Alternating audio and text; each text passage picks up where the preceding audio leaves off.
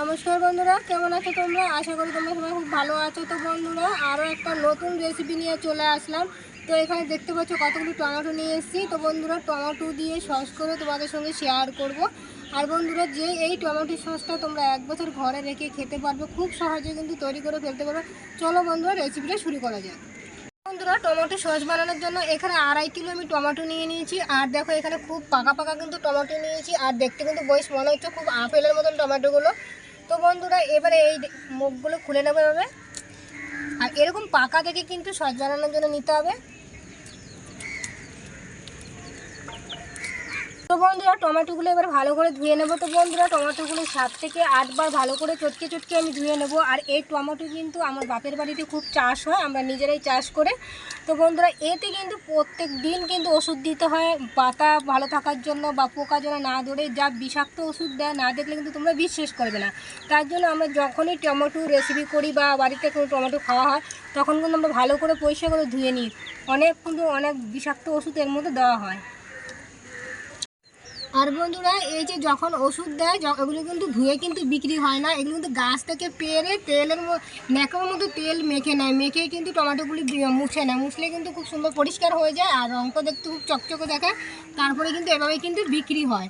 এগুলো কিন্তু আমরা কখনো যদি বাংলাদেশে যাই, তোমাদেরকে দেখাবো যে কিভাবে এগুলো তৈরি করা, মানে জমিন থেকে কীভাবে তুলে বা কীভাবে এগুলো পরিষ্কার করতে হয়, কীভাবে এগুলো বিক্রি করতে হয়। বন্ধুরা, এগুলো কিন্তু অনেক খাটনি আছে। দেখা যাচ্ছে যে 40 টাকা 50 টাকা এখন খুব সস্তা, কিন্তু বন্ধুরা, এর পিছনে কিন্তু অনেক পরিমাণে কষ্ট করতে হয়। টমেটোগুলো ভালো করে ধুয়ে নিয়েছি, এবারে কেটে নেব। আর এইভাবে মুখটা ভালো করে ঘুরিয়ে ঘুরিয়ে একটু ফেলে দেবো। এইভাবে ফেলে দিতে হবে।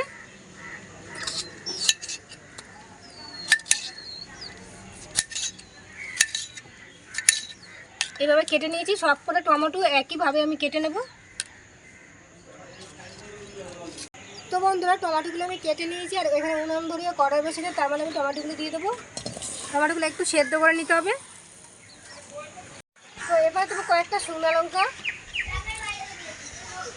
1 চামচ নুন, আদা রসুন পেঁয়াজ দিয়ে একটু নেড়ে নেব। এবার ঢাকা দিয়ে দেবো, 10 মিনিট সেদ্ধ হতে দেবো।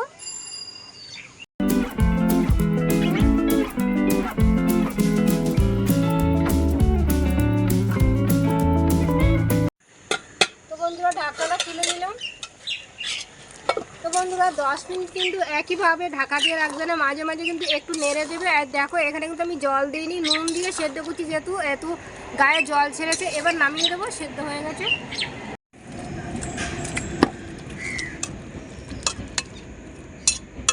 এবার ঠান্ডা করে নেব। তো বন্ধুরা, টমেটো সেদ্ধটা ঠান্ডা হয়ে গেছে। এবার এখানে একটা মিক্সার বাটি নিয়ে নিচ্ছি, তার মধ্যে আমি প্রেস করে নেব।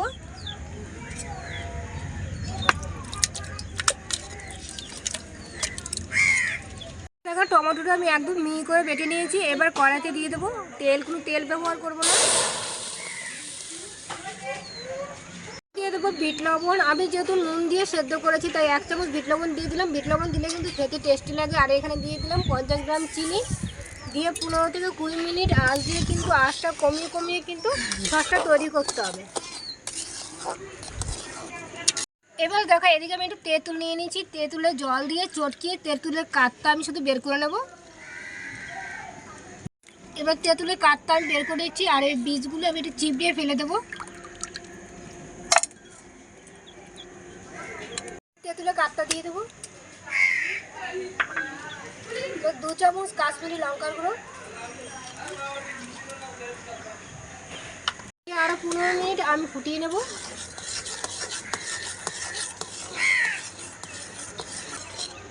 বন্ধুরা, টমেটো সস একদম কমপ্লিট হয়েছে। এবার নামার আগে একটু ভিনিগার দিব। ভিনিগার দিয়ে দিলে কিন্তু অনেক দিন সসটা থাকবে, একদমই নষ্ট হবে না। দেওয়ার পরে আরও 5 মিনিট ফুটিয়ে নেব। বন্ধুরা, টমেটো সস রেডি হয়ে গেছে, এবার নামিয়ে নেব। তো বন্ধুরা, সসটা কতটা পারফেক্টভাবে হয়েছে তোমাদের সঙ্গে একবার দেখিয়ে দিই।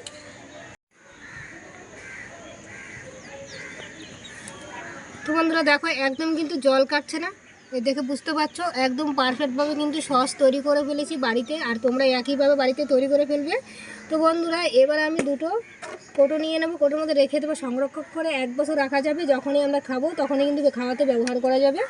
তো বন্ধুরা তোমরা এইভাবে বাড়িতে সংরক্ষণ করে রাখতে পারো। আমি দেখো এইভাবেই সংরক্ষণ করে রেখে দেবো, যখন ইচ্ছে তখন খেতে পারবো।